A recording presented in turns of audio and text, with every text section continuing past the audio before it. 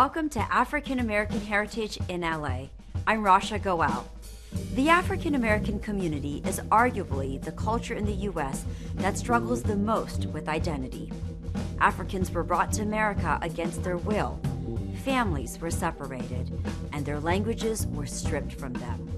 And yet, the soul of its people remains vibrant, proud, and strong.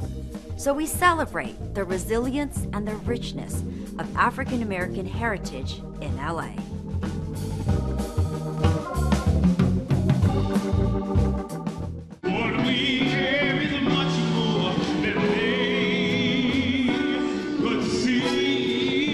Outside City Hall, Black History Month kicks off by honoring prolific R&B chart topper Jeffrey Osborne. The beloved singer-songwriter poses with fans before receiving the Living Legend Award from the city of Los Angeles. This is more special to me than any Grammy Award could ever be. To be acknowledged as a living legend, something I never thought or envisioned would happen, and the beautiful thing is I'm alive to appreciate it. That's right.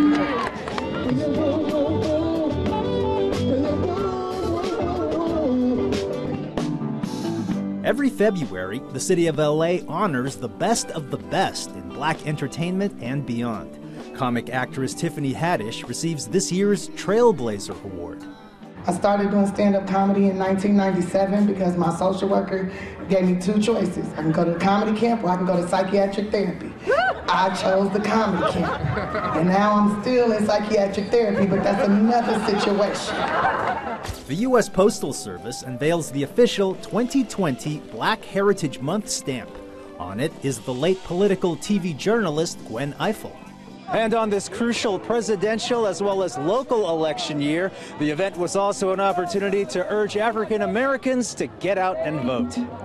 As homelessness, hunger, and incarceration continue to disproportionately affect Black Americans, this year's Hall of Fame recipients are calling for change.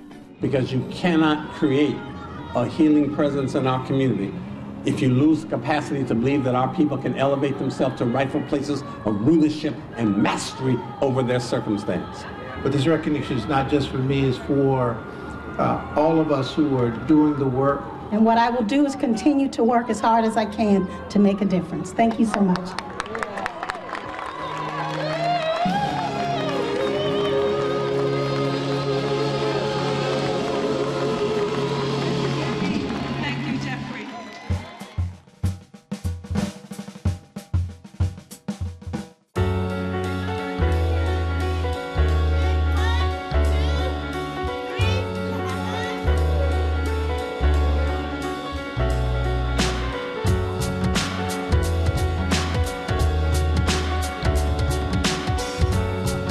Comedy makes you feel good.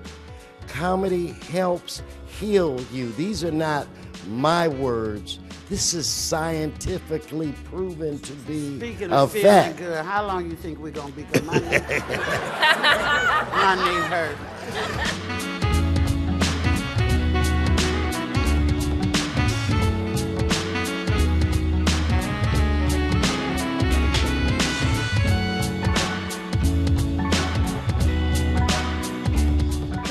Saved my life. I used to be homeless down here. You know, I first moved from Kansas City, Missouri. I didn't know nobody out here. So I was homeless right down here on 5th and Hill, man, for 3 months. And to turn back around and come back, you know, what is this, 30-something years later, and to be in here with all you beautiful people. Some of y'all ugly, but you know it. You know, I don't know why ugly people come out during the day, because, you know, it's visually challenging is what I'm saying. I'm just super grateful for the opportunity to be standing here again, and I'm super grateful that you guys are like listening. This is a chance for me to say something that could change someone's life, and I don't know what that is, but but I'm grateful to these council members that asked me to come in. You know, I still live in South Central Los Angeles. I want to be a businesswoman in this city. I've already started by doing comedy and bringing joy, and I like to bring opportunity to the people, and not just to myself, but to everyone around me. And when I say that, I mean that. And I'm going to be presenting things to y'all. Basically, I'm here to just get the door open and get the ball rolling because I'm buying these properties, so I don't have to pay that much taxes. And why y'all don't ever send birthday cards or thank you cards when I pay my taxes? Again, happy Black History Month 2020. Thank you for having us today.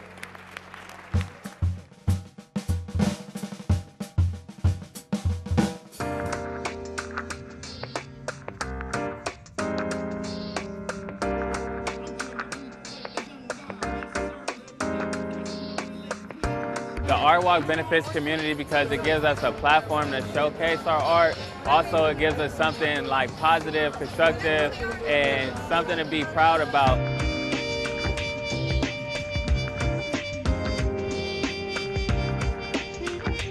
I think the Art Walk is very inspirational and it brings not only their community together, but us as well. It educates them on African culture. It also preserves the history of African Americans' contribution to this community. It also is a place where we can gather, where we can dance, where we can sing, where we can be African American.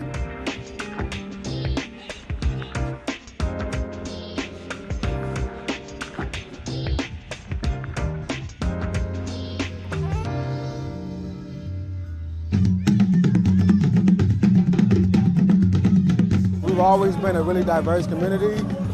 It's been a stronghold for the African American community for over 30 years. The drum circle happens, and music has always been a good way to bring different communities and different ethnicities together.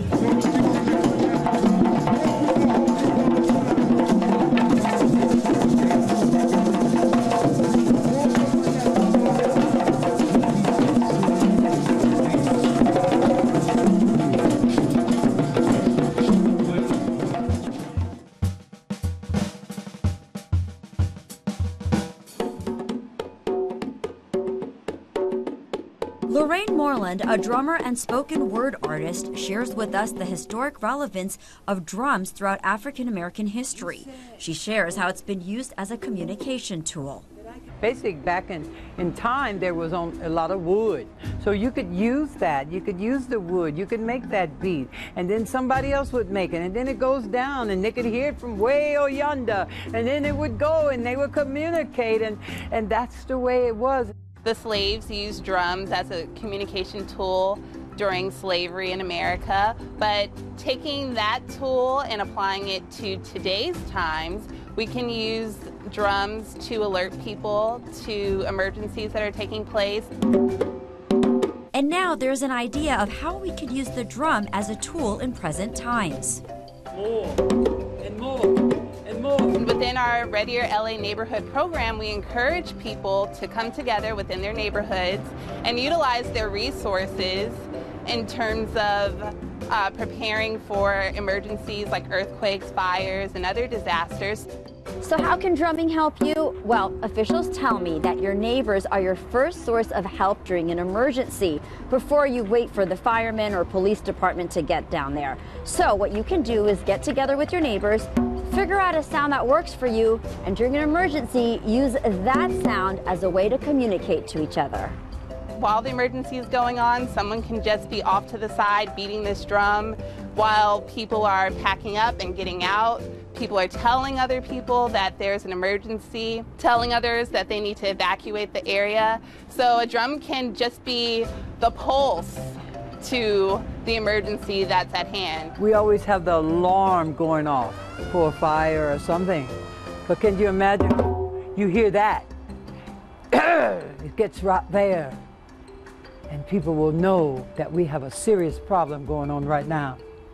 You know, just by hearing that, you know. Ready Your LA Neighborhood is a program by the city's emergency management department that helps neighborhoods prepare for emergencies. In addition, the city also has Notify LA, an emergency alert system you can sign up for. We send messages through cell phone, email, and your landline, and we will let you know when an emergency happens and what you need to do in terms of the response. And while those technological tools are being used in our modern world, we can still find a way to be connected through this historic instrument. Oh! I like it! I was ready to dance!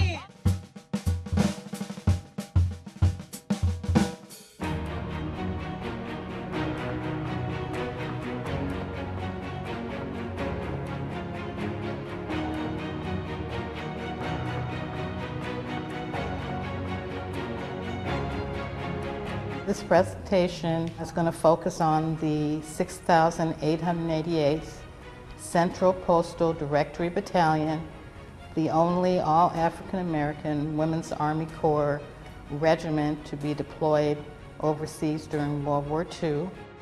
They were brought in to sort a huge backlog of mail in the millions of pieces. The Army, frankly, didn't know how to do it because the troops were moving across Europe so fast that they weren't able to keep up and deliver the mail from the soldiers' families. When, we give these presentations, a lot of people come up and, didn't know, especially the younger folks, like, we didn't know anything about these women, We're inspired, in a time when there was no civil rights for women and also for African Americans. They were able to accomplish something great. I learned about this subject matter maybe a couple decades ago, but I didn't know much. But with Alva Stevenson, she showed me some of the information and told me about her mother was in this unit. And it was like, wow, and knowing somebody who their parent was actually in, because you just don't hear this information. Most important thing, I think, is just to recognize that there were African American women who were actually serving their country. And I was disappointed that the history books never told their story, but at the same time, I'm so proud of them, and I'm proud to pass the story on.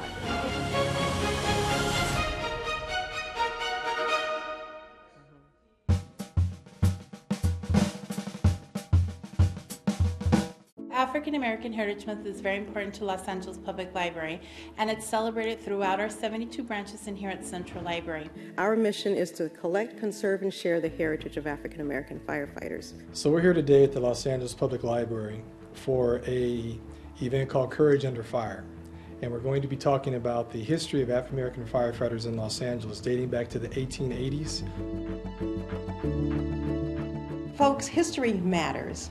Stories of courage and triumph, of injustice, struggle, and achievement helps to nurture our personal and our collective identities. Our first black firefighter was a gentleman named Sam Haskins. Sam Haskins was born a slave in Virginia, and he came to LA in the 1880s. Unfortunately, he was killed in 1895 responding to a fire. And you look at this right here, this is Sam's headstone. We were able to find the unmarked grave, pay for this beautiful headstone, and we had 60 firefighters come out, and we gave him a full fire department burial. We gave him his due. This history is so rich because it talks about what has happened over the years to make the fire department more fair and equitable location to work. We are dedicated to collecting, conserving, and sharing the heritage of African American firefighters.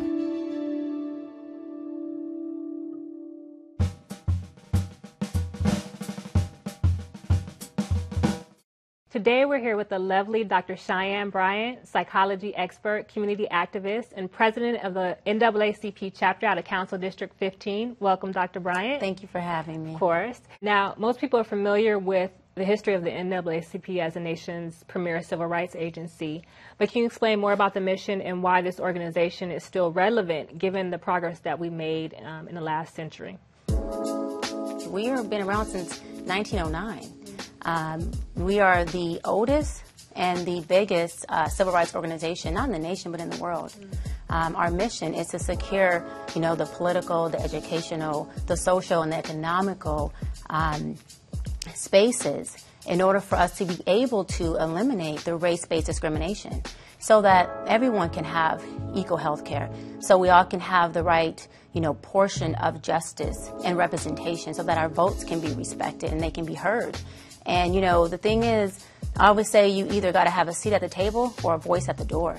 You know, you may not be at the table, but be at the door and have a voice. We had Martin Luther King, who was a member and a freedom fighter, a part of our organization. The list goes on and on and on as far as the individuals who are just game changers, who are part of our organization, who were the pioneers to show us a lot of the blueprint that me, myself, and the rest of our members and our presidents and NAACP are adding on top of that foundation.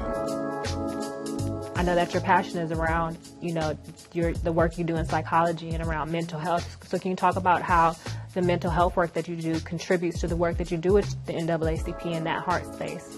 I've always studied people, and I always had a really deep yearning, seekingness of understanding why people do what they do.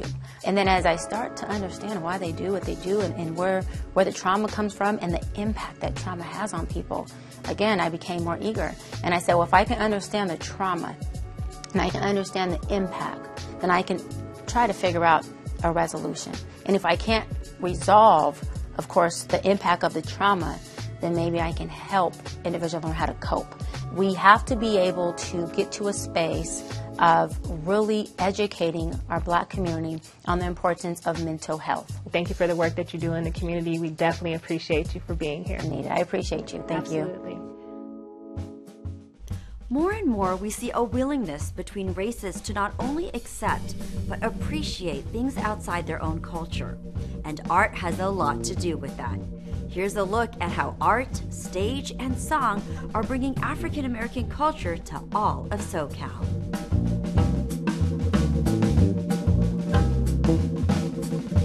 Well, today we are very honored to have two extremely influential individuals in the history of our city, former state senator and city council member Nate Holden and Rentee Brown, an award-winning performer of stage and screen. Thank you both for joining us. It's my pleasure to be here. It is my pleasure. Yes, now we want to talk about all the amazing and exciting performances and things that are happening at the Performing Arts Center.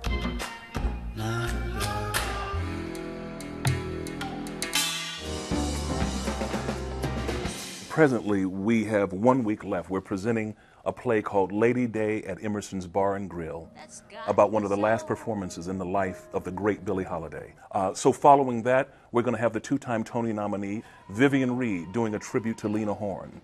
Then the wonderful, wonderful dance company, the Garth Fagan Dance Company, he gave the world The Lion King. I mean, literally gave the world The Lion King. And then a Philip Hayes Dean play in May called The Sty of the Blind Pig. Let's talk about the importance of having theater in communities of color. It reminded me when I was a kid, if I went to the movie and I didn't see any people of color in the movie, sometimes the butler, the chauffeur, the maid, it said to the community and to the general public, that's what you do. You're the butler and you're the maid and you're the chauffeur and that's it. Often the narrative is written by the dominant culture, and the narrative is often poorly written about communities of color.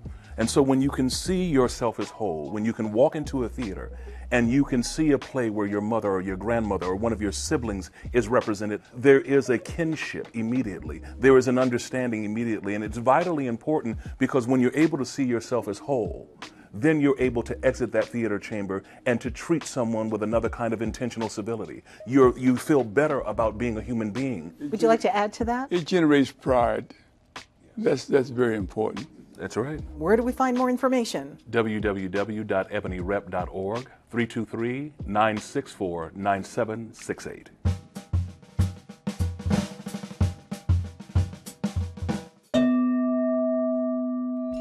You can make it scary, imposing, artsy. Shiny, dull, hard, flexible. You can use old junkyard scraps to create new features or mold entire sculptures all your own. Metal is a medium Black artists have created with throughout history, and now it takes center stage at the LA Blacksmith exhibit showing at the California African American Museum. I'm really trying to explore the multiple ways that artists use metal to tell stories about Black life in LA. Blacksmithing, with its roots in Africa and Egypt, played a huge role not just in the history of world civilization, but in that of the U.S. slave trade. Slaves brought over from Africa often brought their metalworking skills with them. Slaves built much of the U.S., North and South, and a lot of that expertise came with Black people on ships, specifically like gates. If you think about the kind of motifs that are in iron fencing and things like that, a lot of that came from Africa. So far, very powerful pieces. Very powerful. It's nice seeing the metal pieces and learning the history behind a lot of the art. Another motif that weaves itself into the exhibit is the idea of found objects. Some of the art comes from scrap yards or junk shops. Other artists feature burnt-out scraps found on the street after the Watts Rebellion. For artists to be able to take material from painful times and repurpose those materials into beautiful, uplifting works of art that carry with it the marks of where they came from, I think is magic. I like this one especially because, like I said, reminds me when I was little, pieces of metal, screws and tools, pieces of broken stuff. There are many powerful things about this work, but what I really like is that he has an afro pick in his hair with the Black Power symbol on it. And then here in the front, in Hebrew, it translates to Rodney King's famous line, "Can't we just all get along?" Work and the value of Black labor is another theme important to the artists. There are sewing machines.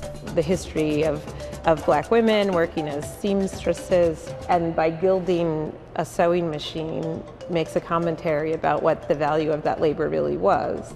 And there is this, a large stack of the metal tools and objects historically used in Black labor, from kitchen pots to sickles and hoes. This piece represents the West African god of metal, Ogun, and he is revered across Western Africa. A lot of the artists in this show that use metal are thinking about resiliency of cultural memory and cultural identity. The exhibit is free.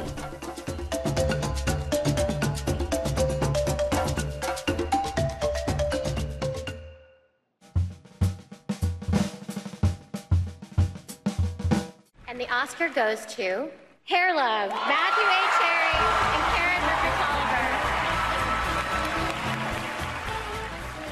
Hair Love is a story about, loving yourself, no matter what type of hair you have, be that curly, straight, no hair at all. I think the people have spoken. People need to see themselves on screen.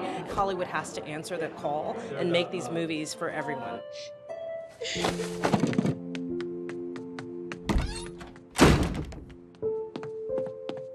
It's my honor to present the 2020 Academy Award winners for the Best Animated Short Film, Hair Love. So we're just excited to celebrate Black history, Black culture, and the trials and tribulations of hair. Okay, so what do I have to do now? First, you have to take out the ponytail. Take out the ponytail.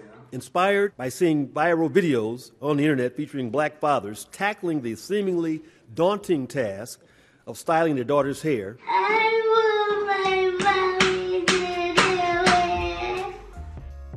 Are you ready to do this? It really was done with representation in mind, to have young people be able to see themselves in animation. The images that we're creating are actually helping change the world.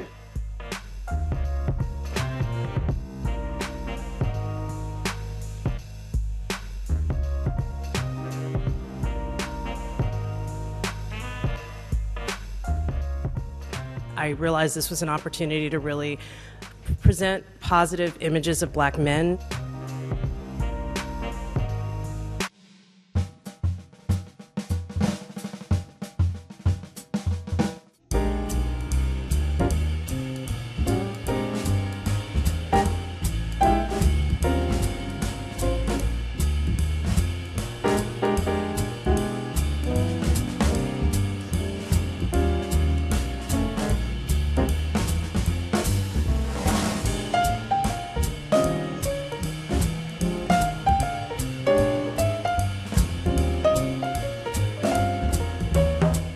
What we are doing this evening is coming out to celebrate Black History Month. And we're going to have an amazing show tonight. We're going to have musicians, singers, we're going to have speakers, comedians, dancers, and this is one of the most beautiful events that Holden prepares for the community.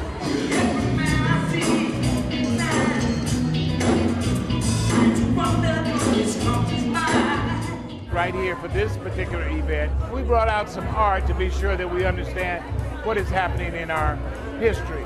This particular piece that is here really gives an understanding of some very powerful men, black men that have been very inspirational to our entire world.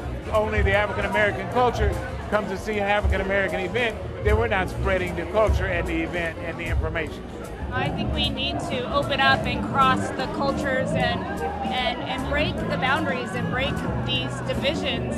It just makes this world better and more entertaining. Just like tonight, we get to see all these wonderful people perform, and everybody who's out there sharing their talents with us, no matter what their background is so special to all of us, and we need more of that. This is important. It represents a great history, and knowing that we can come together for something that's heartfelt and something that makes us remember that, you know, the past is not so long ago. But it's good to have a lot of performers come together that can communicate and share and just basically be an entertainment for us to be able to come together, you know, and have a great atmosphere of peace and harmony.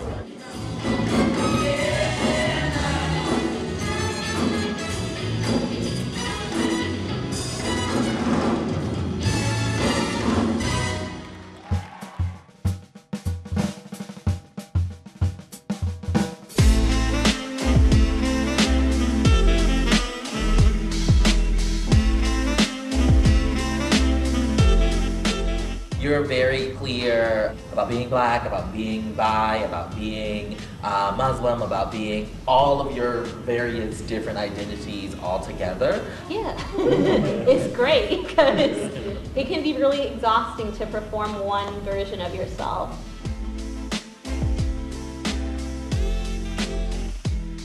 This community is extremely diverse. It's about 55% Latino and 45% Black. And one of my primary jobs is to bring programming to this community that reflect the community. Being black and being queer are not things that are separate from each other, not something that have just converged in recent times, not a trend. It's something that is inherent to both blackness and queer identity. To be black is to be queer, is to be trans, is to be all of this all at once. And it does not in any way kind of undo or detract from your blackness to allow queer and trans people to also, you know, embrace their blackness as well. You mentioned folks from the Harlem Renaissance earlier. Like, I remember learning about them. I remember reading their poems and their plays, but no one ever told me that they were queer, or bi, or gay, or whatever the case may be. It's like, is it activism or is it just telling the historical record as it was? And so, like, that's a question I'm constantly thinking about. The Harlem Renaissance was a time of cultural explosion in the United States. It was this convergence of people, black people from a bunch of different areas, from the South, from the Caribbean, from Central and South America, coming together and forming a new and unique identity. As they were doing that, they were also questioning what it meant to be a man or a woman, and also the gray area in between, or the vibrancy in between, and that laid the groundwork for the work that's being done today. I think one thing that's very important for us today is to make sure that we create the world that we want instead of just complaining about it. That's it for this year. I'm Rasha Goel. Remember, you can find more seasonal specials on YouTube and by visiting lacityview.org. From all of us here at Channel 35, thanks for watching African American Heritage in LA.